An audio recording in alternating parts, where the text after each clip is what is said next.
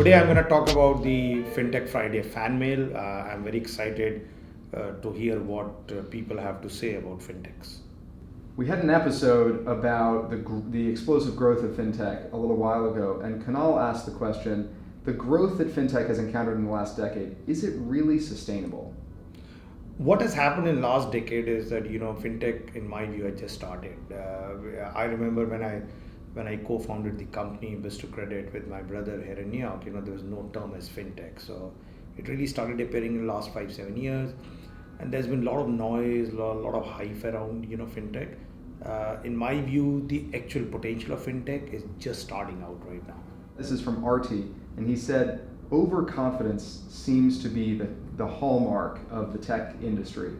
Do you think the same is true of the fintech industry? So what normally happens is that when there are new companies which come on in the space, they are disruptive companies. A lot of them have that confidence or overconfidence that they will go and change everything, which doesn't really happen all the time. But having said that, what really happens is that change is happening at an accelerated pace. So a lot of time, what others will perceive as overconfidence is the actual, the potential of these companies. And a lot of time, this is being set up by entrepreneurs who are impatient, who are very passionate. So passion gets equated to overconfidence, and that's not, really the right way to look at it. I think the right way to look at it is that are these fintechs really providing some value-added product or service, or are they doing it better than any incumbents? The next question we got was on the episode about risk management.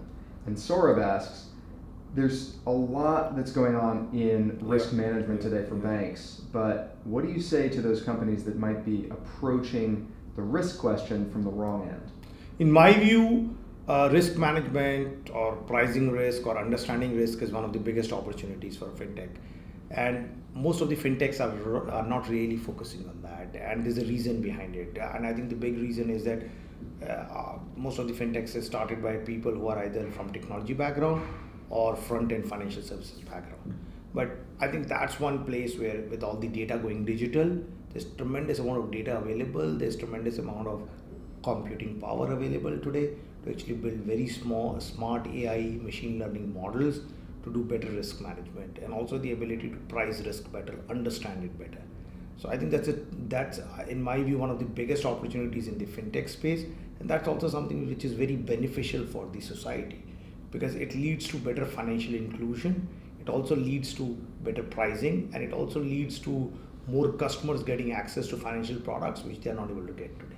Our last question of this fan mail episode came from Rachel, and she asked about the open banking episode that we did recently.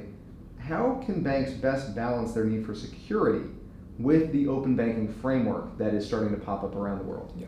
So that's a very good question. In my view, you have to go open banking, and the way you protect your data artifacts is that you actually move yourself into cloud more and more instead of keeping everything in-house in your legacy mainframe systems.